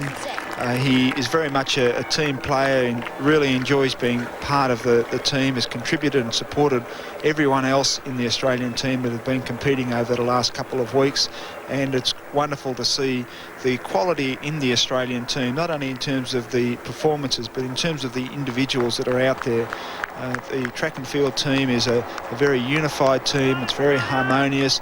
There's no prima donnas out there, even though we've got some tremendous champions. We've got the Kathy Freemans and the Rene Poetskas and the Melinda Gainsfords, Tim Forsyths. They go on, but they're all one Australian team. And Steve, captain, representing those, I'm sure it's a very proud moment for Steve to be able to not only do that, but to do it in fine style and to take away a gold medal in the process. Kioko from Kenya just lobbing along in second place. He's threatening no danger to the Australian. Moneghetti would have to fall over here. He's increasing his lead with every stride. He's running past Beacon Hill Park at the moment, and I think even the mallard ducks up on Goodacre Lake on the crest of Beacon Hill Park are getting excited as Steve Moneghetti heads for home in this men's marathon with a very commanding lead over Kioko from Kenya. And that was really the last of the uphill climbs. We can see Kioko here still on the slight inclination. Steve has already crested the top of that little hill and has got a long downhill stretch now, which winds him back into town. He will be very much enjoying himself. Hudspith still working away, still got pretty good rhythm there, but you compare the two styles between Moneghetti and Hudspith. Mon is up over his toes, he's running, he's strong, he's full of it, and he's really looking all the winner. Hudspith really working out there. If he's lucky, he might be able to get a sight on Kioko and pull him in and chase down the silver. What I think is tremendous about Steve Moneghetti being here and racing at Commonwealth Games is it hasn't mattered what he's been served up as far as appalling conditions to compete major championships in, being Olympic Games, Commonwealth Games. Look, he's opened his lead up now to a minute and 7 seconds. He's really just running away with this race. And I think it's really to Steve's credit that he's keep coming back time and time and time again. Marathon runners can only run about 2 marathons a year. So most of their income is made out of running the major city marathons. But Steve has always based his training and his competition schedule around Commonwealth Games, World Championships and Olympic Games for Australia. And I think everybody out there in the distance running world and in Australia in general will be absolutely delighted to see Steve get his just rewards at last with good conditions to be able to run and win a major championship. And this performance, a very polished one by Steve Moneghetti, will surely put him to the top of the world rankings in the marathon. He did beat the #1 ranked Vincent Rousseau from Belgium in the Tokyo Marathon. Another grand victory here, certain for Steve Moneghetti at Victoria in 1994.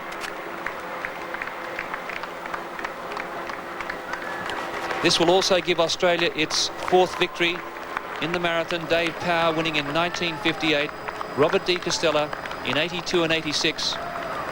So 4 for Australia, and that will equal the performance by England, who have also won 4. The only other countries to win this men's marathon: Scotland on 3 occasions, Canada, South Africa, Tanzania and Kenya. Nothing can take the gold medal away from Steve Moneghetti now. And if we actually look at the last 4 Commonwealth Games and we count the women's marathon as well as the men's, we have Australia's taken out 5 gold medals, 5 victories over the marathon distance for the men and the women out of a possible 8 titles in the last 4 Commonwealth Games, which is fantastic for Australia as a distance running nation. Mark Hudspith from England in 3rd place at the moment, in survival mode, but there even looks to be a spring in the step here for Steve Moneghetti, Rob. And this is one of the great shots of running marathons, to be out there by yourself with the timing vehicle as your only company and the spectators supporting you and encouraging you along the way. It's a wonderful time to savour the moment for Steve. Tremendous performance. Very fitting reward for all of the hard work and mileage that he's put in, not only over the last few years, but as a young athlete. I hope there's a few young budding marathon runners watching this back home, keeping in mind that Steve started off his running career as a cross-country runner representing Ballarat in the local club competitions. He gradually improved. He was certainly not a standout in his early days, and it's only through his determination, through his persistence, through his commitment that he's been able to, there we go, a sub 15-minute 5K, tremendous performance. That's under 2:06 marathon pace if he was able to maintain that, but he's running away from the field, just so strong, really dominating not only the field but the marathon course itself. And there's the standings at the moment. Pat Carroll of Australia, passed by Sean Quilty. This would be a minute or 2 ago in the race. So Quilty in 4th place, and it's hard to know whether he can mount a challenge on Mark Hudspith, who was in survival mode, in 3rd place. So the Australians in 5th and 6th position at the moment, or I think that might have been 4th and 5th. Whichever way, Gordon, that is absolutely fantastic for these 3 Australians to be in the top 6 in the marathon right now. It's tremendous. And for Steve Moneghetti to be running at the speed that he's running at now, finishing the marathon in under 15-minute 5K pace, he's going to comfortably run in the 2 hours and 10 minutes for this marathon. And that's an outstanding performance given that they started off running at 2:18. Now here's Hudspith in 3rd position, and we only wish we could see some footage of who's behind Hudspith or how far Sean Quilty and Pat Carroll are. Is there any chance that they might be able to get up for that bronze medal? Steve Moneghetti, he has less than 6 minutes to go now. He's going to finish around 2:12 pace, 2:12, 2:12:30.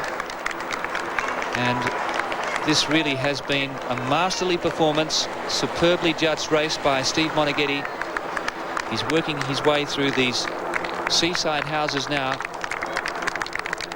And if we have a look at the map of the course, we'll see just how close he is to the finish. The white line, the finish line, and just over 5 minutes remaining in the race now for Steve Moneghetti. It'll be a long 5 minutes, or will it be a short one, Rob? And this looks like Sean Quilty there, only a handful of seconds behind third place getter. And even though it was one of those telephoto lenses which tends to distort the distance a little bit, he's well within sighting distance of Hudspith. Is he able to actually lift? Is he able to? Has he judged his pace? Has he judged his race well enough to be able to finish on over these last 1 or 2 kilometres? Even though it's very close to the end, this is really the most important part of the race. You can make up and you can lose minutes even over the last couple of kilometres, and it's all the difference. Tremendous motivation for Quilty to be able to lift and hopefully run into the medals, but it looks like he's a fair way back there, but we haven't got any real times as yet. Well, the Kenyan is really struggling here, Kioko, so can Quilty catch the Kenyan? I don't think he's going to catch the Englishman Hudspith, but the Kenyan maybe is just struggling a little here, and Quilty is closing hard. Quilty in 4th place. There's still a chance for a bronze medal, and 1-3 for Victoria. Steve Moneghetti. It's going to be hard for Quilty because there's only probably about 4 or 5 minutes of running left. But the Kenyan is certainly tiring up. He looks like he's almost back to jogging pace. So, you know, I guess it's possible to make up 30 or 40 seconds a mile. Hudspith has made up a lot of ground just over the last few minutes, and I think Sean is in for a real chance of grabbing at least the bronze medal. So great excitement for the senior claims handler from the Doncaster Club, Sean Quilty. He can see the Kenyan, and he has a great chance here of running into the bronze medal spot because the Kenyan is really doing it tough. Hudspith now moving into 2nd place, and the Kenyan is really going to struggle to hold on as Quilty is coming home hard in 3rd. This is what you call hitting the wall. I think we've seen it major here, and it does happen. It's very important to judge your energy reserves and to maintain that threshold heart rate. If you go above that too early in the race, then you can find yourself really wanting over the latter stages, and that's what's happened here. But it's all Steve Moneghetti looking beautiful and fluid. A very, very well-judged race. He's going to come in around about the 2:11, 2:12 mark. He's run on very, very well. He's looked over his shoulder to see where the next runner is, but there's probably nothing but daylight behind him at this stage. So Steve Moneghetti really enjoying the closing stages, although the pain must be immense. He said that he would reflect on his marathon career. The last 8 years have certainly had their ups and downs. He's run 12 races, but this will be his 3rd marathon victory. The winner of Berlin, a very emotional victory in 1990 after the breaking down of the Berlin Wall. A victory in the Tokyo Marathon earlier this year, a race that really rejuvenated his career. He was elected captain of the men's athletic team here in 1994. And here comes Steve Moneghetti. It's going to be a matching set of medals for this great Australian marathon runner. He becomes the 3rd Australian male to win a Commonwealth Games gold after Dave Power and Robert D. Costella. Thumbs up, mate. Steve Moneghetti dedicating these medals to his wife Tanya and baby daughter Emma Grace. Bronze behind Rob D. Costella in 1986. A silver behind Douglas Wakahuri in 1990 at Auckland. You can see him smiling too. The sunglasses have been there all the way. It's going to be a 3rd career marathon victory for Steve Moneghetti. He acknowledges the crowd. A 1st championship victory ever for Steve Moneghetti. A cherished goal is realised for the Ballarat Bullet, Steve Moneghetti. Tremendous performance. He's broken 2 hours and 12 minutes. He's finished with 2:11.50. Tremendous performance. Big hug there for his wife, Tanya. Well done. A good team. Takes a team to produce the kind of results that Steve Moneghetti's been producing over the last 10 years of his marathon career. And it's one of the great moments in any athlete's career to be able to share that with your wife. A little tear in Tanya's eye as she wiped it away. Being inundated by the media, all who are so proud and enjoying this moment with Steve. But to have actually done that, here's Hudspith running into second place. Still looking fairly strong, still got a little way to go, so Steve's really run away from the rest of the field over the closing stages. And great interest in the battle for the minor medal, the bronze medal. Sean Quilty, can he overtake the Kenyan Kioko, who hit the wall? And this looks as though Quilty has run into third place. Quilty coming home very hard. We don't know how far behind he is, the Englishman Hudspith. And he's very close. It could be Australia 1-2. Sean Quilty from Doncaster in Victoria, coached by John Hurst, making a big charge here, and he's storming right home. Past him. There's no problem at all. Sean's running on very, very strongly. An excellently judged race. And look, he's already opened up 4, 5, 10 metres. How exciting for Australian distance running. We noticed really early on when the pace started to be dropped down that Sean didn't go with the pack. He let it extend. It was like a big rubber band, and then he pulled back into that lead pack around about 15 kilometres, between 15 and 20k.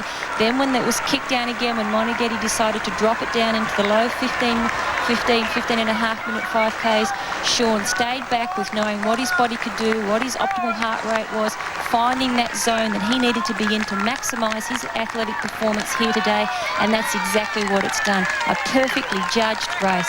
Tremendous performance by Sean. Sean Quilty has a look over his shoulder. He sees that the Englishman Hudspith is now a spent force and no danger for the silver medal. So it's going to be Australia 1-2. Sean Quilty, who ran an excellent race in the Tokyo half marathon along with Andrew Lloyd and Sue Marnie, who didn't make it over to these games. She was a reserve for the women's team. But Sean Quilty coming home in second place. It's a gold and silver for Australia in this men's marathon. Sean is still doing it very, very tough. He's still very concerned about where Hudspith is. He's working hard. He's put in a big surge to catch him. And he's obviously very happy, but he's still working very, very hard. And he's still got to run it right through to the finish line. So here he goes, Sean Quilty, elation for him. He was the Australian Junior 1500 metre champion in 1986. And Sean Quilty gives Australia the quinella in the men's marathon here at Victoria in 1994. And he'll be one of the happiest members in the Australian team, coming in as the third string marathon runner into the team and coming away with a silver medal at the Commonwealth Games. A tremendous achievement by Sean. Mark Hudspith from England first, and just to top it off, Rob, a personal best for Sean Quilty by 1 second. Tremendous performance in such a well-judged race, and once again it just goes to show that even though people were worried about the very slow early pace, Sean had the confidence in his own preparation, he had the confidence in his own race plan to go out there and run his own race, and to be able to do that and to be able to come away with a silver medal, a wonderful performance. And here's Pat Carroll coming into, I guess that's sixth place there. He may be able to get Kioko and finish in fifth, which is a very good performance by the Australian team. And that looks like Dale Rixon from Wales. He's smiling too, beaming in fact. And Pat Carroll coming home in fifth spot. So a great run there by Dale Rixon from Wales, and Pat Carroll, who gave up karate 13 years ago to take up athletics, will now enjoy his moment as he comes home fifth in the Commonwealth Games marathon behind the Welshman Dale Rixon in fourth place. This is such an exciting day for Australian distance running. 3 men in the top 5. Pat Carroll would have liked to probably run a little bit quicker and finish slightly higher, but first, second and fifth for Australia. Tremendous performance by our men marathon runners here. They'll be getting tremendous support from the whole Australian distance running contingent, which unfortunately has been struck down with a lot of injuries. Kioko really struggling and needing assistance across the finish line there. And finally, Carey Nelson from Canada coming across to He was one of the fancied competitors, and a very courageous performance from Carey Nelson of Canada. He's okay, just very fatigued. So Australia, 1, 2 and 5 in the 1994 Commonwealth Games Marathon here on the Inner Harbour at Victoria.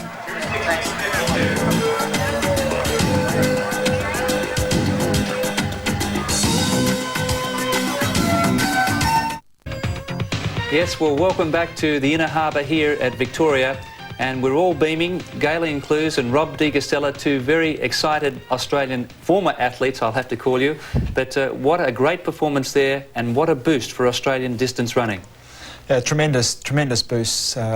We were really a little bit concerned going into the men's marathon. We'd had a few injuries and a few disappointments over the 800s and the 1500s and the 5 and the steeplechase. A lot of our athletes have been training so well and racing so well back in Australia through our summer, but when they came over and raced in Europe, they came up a little bit sore. The marathon runners were carrying a lot of responsibility on their shoulder, and it's wonderful to see them come through, and all three of them perform so well. And Galen, Steve Moneghetti, a great champion. Oh, tremendous performance by Steve. I think it shows his persistence and his determination. I know his heart was in his shoes after he struggled into the finish in Barcelona at the last Olympics in 1992. So he really wanted this. He was prepared, he was ready, he was fit, he was healthy, and he went out there and he got it. And what about Sean Quilty in second place? Oh, very, very exciting for Australia. We thought we'd have two Australians in the top three in the medals. Sean was probably the understated athlete there because he didn't have the times that Pat Carroll and Steve Moneghetti had. Very, very smartly judged race. He didn't get caught up when they dropped the pace. He kept maintaining, stayed at his threshold, and in doing so he's come through and run his equal fastest time and taken out the silver medal. Let's go to the honour board then. Steve Moneghetti, 2:11.49. A very big margin over Australia's Sean Quilty. Sean, a personal best by 1 second. Mark Hudspith, passed by Quilty in the closing stages. Courageous run by Dale Rixon from Wales. Pat Carroll coming in at 2:16.27. Nicolas Kioko, Carey Nelson and Colin Moore. So Australia, 1, 2 and 5 here in the men's marathon. Galen and also, Rob, just a quick final comment. Well, I think it's a tremendous way for Australia to finish the Games. We've got a few more track and field events on the program today, but this has just been such a spectacular Commonwealth Games for Australia. It's just mind-blowing the total medal tally, to see the individual performances and to see the athletes come through and produce such wonderful performances on the day across all of the different sports, and especially just this morning in the marathon. It's a fitting tribute, and I'm sure everyone back in Australia is absolutely thrilled by the whole performance of the Australian team. Rob and Galen, great to have you both here. A final thought from you. I just think it's tremendous when we look at it and we see in the last 4 Commonwealth Games, out of a possibility of 8 gold medals in the marathon, men's and women's, Australia's taken 5, which really says that we are a world dominant force in marathon running. It's tremendous. Thank you very much, Rob and Galen.